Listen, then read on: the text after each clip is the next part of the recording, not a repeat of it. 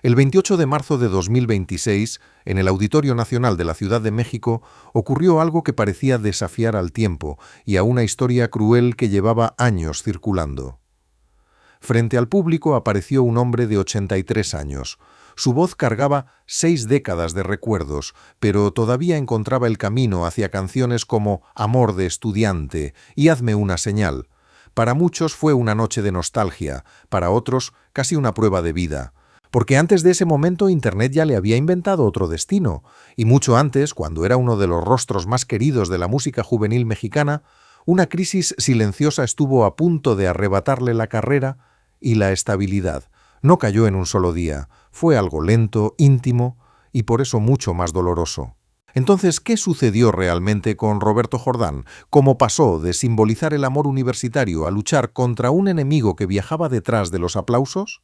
¿Y por qué? A sus 83 años, su historia no es solo un escándalo, sino también una advertencia y una segunda oportunidad. Para entender a Roberto Jordán hay que volver a Sinaloa mucho antes de las cámaras, de los trajes impecables y de aquella forma tan suya de bailar, como si cada paso tuviera un pequeño resorte escondido. Su nombre de nacimiento es Roberto Pérez Flores. Nació el 20 de febrero de 1943 en Los Mochis, Sinaloa, y creció entre Los Mochis y Culiacán. Su familia no vivía ajena al arte ni a los medios. Su madre, María Teresa Flores, impulsaba el interés por la cultura. Su padre, Roberto Pérez Alvarado, fue un pionero de la radiodifusión sinaloense. En casa la música no era un ruido de fondo, era una presencia cotidiana. También estaba el deporte. Su hermano Federico Pérez Flores, conocido como El Borrego, llegaría a jugar fútbol profesional con equipos como Atlante y Veracruz. Roberto creció entre micrófonos, canciones, disciplina y balones. Practicó béisbol y fútbol durante sus años escolares, pero la radio terminó ganando el partido. La influencia de sus padres fue decisiva.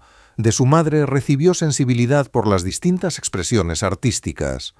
De su padre la familiaridad con ese objeto casi mágico que era el micrófono. Antes de aprender las reglas de una disquera, ya entendía algo esencial. Una voz podía salir de una pequeña cabina en Culiacán y entrar en casas que él nunca había visitado. La radio le enseñó a imaginar al público antes de verlo. Siendo adolescente, condujo un programa en una emisora vinculada a su padre. Presentaba éxitos en inglés y escuchaba el nacimiento del rock and roll nacional. Los rebeldes del rock, los Teen Tops, los locos del ritmo. Anunciaba aquellas canciones desde la cabina y luego las cantaba en reuniones familiares o con amigos. Años después, resumiría esa relación con una frase sencilla: llevaba la música por dentro. Desde niño cantaba en las fiestas familiares. Entre sus favoritas estaba La Bamba. El escenario aún no existía, pero el impulso ya estaba allí. La vocación no llegó con alfombra roja. En Culiacán intentó entrar a un grupo dirigido por Jorge Coti Burgueño. Hizo una prueba y no les gustó cómo cantaba. Incluso lo consideraron desafinado. Roberto aceptó el rechazo. Con los años, un músico relacionado con aquella agrupación terminaría trabajando en sus discos. A veces una puerta tarda en darse cuenta de que se equivocó. A los 17 o 18 años se trasladó a la Ciudad de México para estudiar Administración de Empresas en el ITAM y buscar un lugar en el mundo artístico. Intentó hacer ambas cosas porque a esa edad uno todavía cree que dormir es negociable. En la capital estudió actuación en Bellas Artes y llegó a RCA Víctor. Allí Rubén Fuentes percibió posibilidades en el joven sinaloense. Su preparación quedó en manos de profesionales como Paco de la Barrera, y Roberto Pérez Flores empezó a transformarse en Roberto Jordán. Según las biografías regionales, el apellido artístico se inspiró en una de las familias fundadoras de Los Mochis. Sonaba internacional, pero conservaba una raíz sinaloense. Sus primeras grabaciones llegaron a mediados de los 60. Ninguna como tú y Buscando un lugar, con Los Matemáticos, estuvieron entre aquellos pasos iniciales. No fue un despegue inmediato. Hubo aprendizaje, pruebas y arreglos. Después apareció Amor de estudiante. Aunque las cronologías difieren entre 1966 y 1968, coinciden en el efecto. La canción convirtió a Roberto en figura nacional y llevó su nombre al sur de Estados Unidos y a Centroamérica. El ascenso tampoco borró su origen. En sus visitas posteriores a Sinaloa acostumbraba reconocer la belleza de su estado y en presentaciones especiales cantar El Sinaloense. Ese vínculo ayuda a explicar por qué los homenajes recibidos en Culiacán tuvieron un tono casi familiar. No regresaba solamente una celebridad, regresaba uno de los muchachos que habían aprendido a soñar escuchando la radio local. Roberto no representaba a un galán inalcanzable, conectaba con el joven enamorado que llevaba libros bajo el brazo y con quien esperaba una señal sin revisar el teléfono cada 30 segundos. El mensaje podía tardar días, pero la canción llegó para quedarse medio siglo. La voz, la presencia y el carisma ya estaban listos. Lo que venía a continuación sería veloz, brillante y difícil de sostener. Hacia finales de los 60, Roberto dejó de ser una promesa. Se convirtió en uno de los rostros de la nueva ola mexicana que adaptaba el pop y el rock internacional para una audiencia en español. Su repertorio mezcló originales con versiones de éxitos extranjeros. Adaptar una canción era entonces construir un puente cultural. Melodías llegadas de Estados Unidos se convertían en recuerdos de adolescencia latinoamericanos. Hazme una señal. 1, 2, 3, detente. El juego de Simón. Soy un creyente.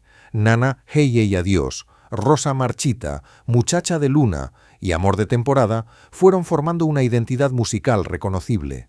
Había ritmo, romanticismo y una alegría ligera que no necesitaba pedir disculpas.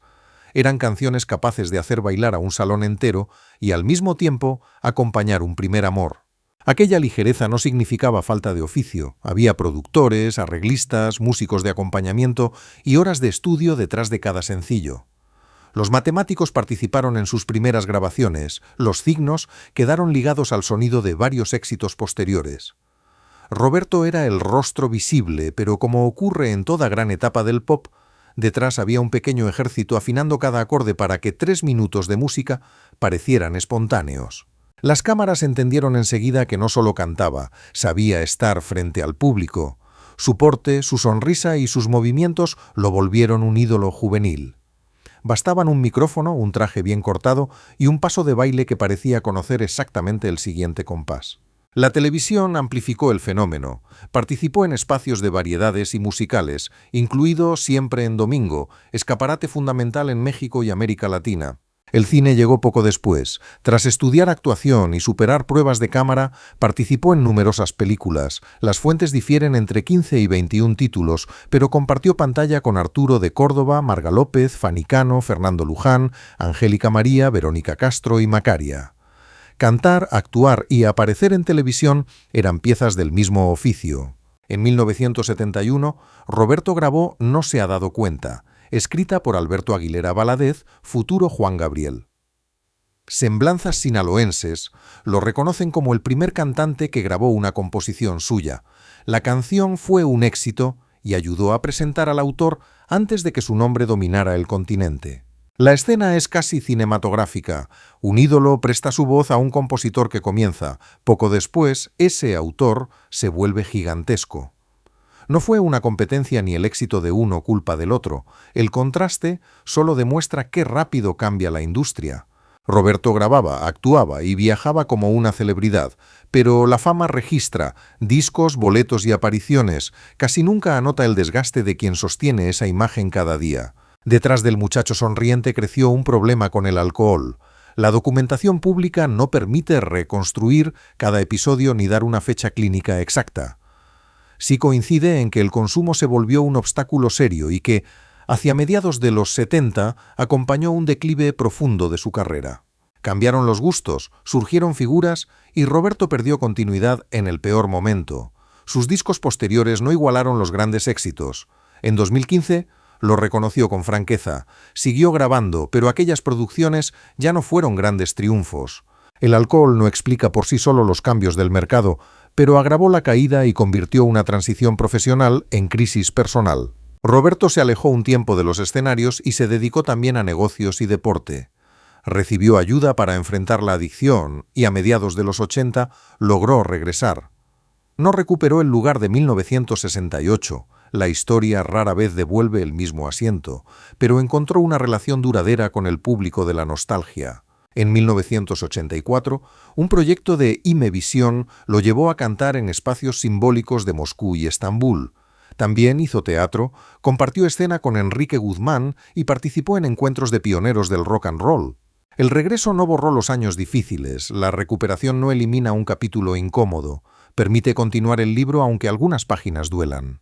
En 2006 se reencontró con agrupaciones históricas, en 2015 fue homenajeado en el Casino de la Cultura de Culiacán y promocionó A partir de hoy. El título parecía resumirlo.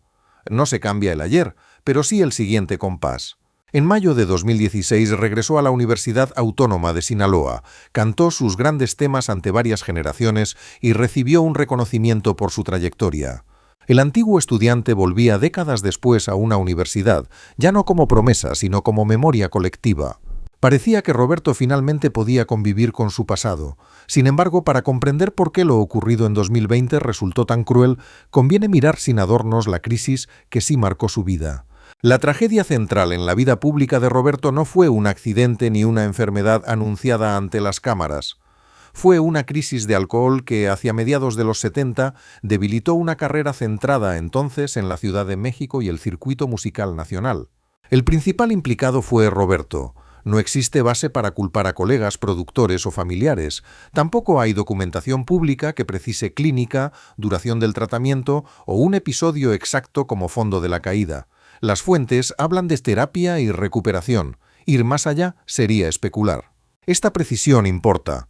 La adicción suele resumirse con «lo perdió todo», frase útil para una miniatura y pésima para comprender a alguien. Roberto perdió impulso, presencia y años, que pudieron tener otro rumbo. No perdió literalmente todo. Sobrevivió, volvió a trabajar y reencontró público. El contraste duele. Afuera sus canciones hablaban de juegos, amores juveniles y castillos de algodón. Adentro libraba una batalla menos luminosa. El alcohol puede ofrecer una pausa, después cobra intereses al cuerpo, la familia, la autoestima y el tiempo. La caída coincidió con un relevo generacional. Mientras Roberto perdía estabilidad, Juan Gabriel, a quien había grabado en 1971, se volvía central en la música mexicana. No fue una venganza ni una carrera entre dos hombres, fue la industria avanzando sin esperar a que Roberto se recuperara. También hubo un duelo difícil de medir, dejar de reconocerse en el espejo público. Durante años había sido el muchacho que simbolizaba juventud, movimiento y romance.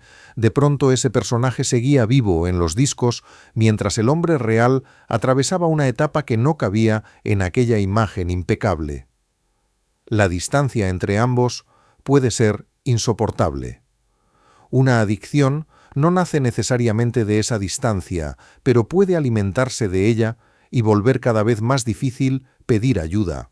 Esa es la tragedia de fondo, no un castigo moral, sino el costo de una enfermedad y de una época que sabía celebrar a sus ídolos mejor que protegerlos.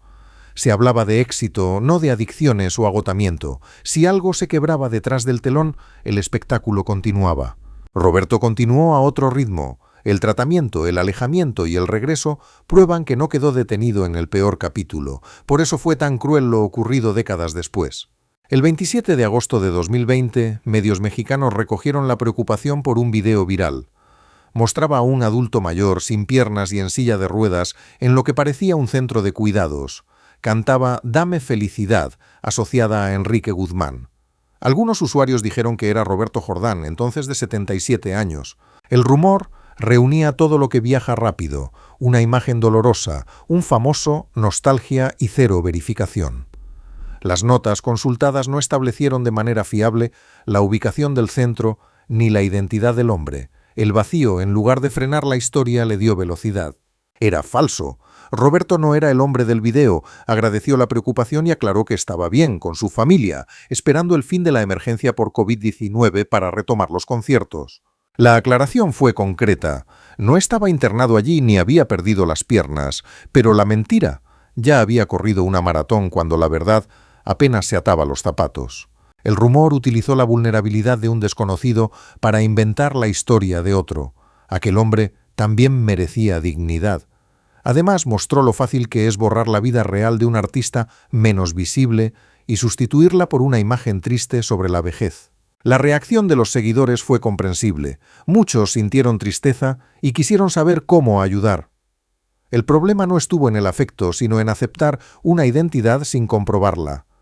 Bastaron un rostro anciano, una canción conocida y un texto escrito por alguien en redes. Nadie necesitó documentos. La emoción hizo el resto. Es una advertencia útil para cualquier historia sobre celebridades. Cuanto más conmovedora parece una publicación, mayor debería ser nuestra paciencia antes de compartirla. Cuando dejamos de ver a una estrella, algunos suponen enfermedad, soledad o abandono. La ausencia se rellena con imaginación. En Roberto, el silencio mediático se convirtió en una amputación inexistente. Y aquí conviene detenernos. A fecha de esta narración, 8 de agosto de 2026, no hay una fuente periodística confiable que permita afirmar que Roberto Jordán esté atravesando una nueva enfermedad grave, que haya sufrido un accidente reciente o que viva la situación mostrada en aquel video. Presentar cualquiera de esas versiones como cierta sería repetir el mismo daño que causó el rumor de 2020. Sí está documentado algo casi opuesto. El 28 de marzo de 2026, con 83 años, Roberto formó parte de la última caravana del rock and roll en el Auditorio Nacional. Compartió cartel con Angélica María, Enrique Guzmán, los Teen Tops y otras leyendas.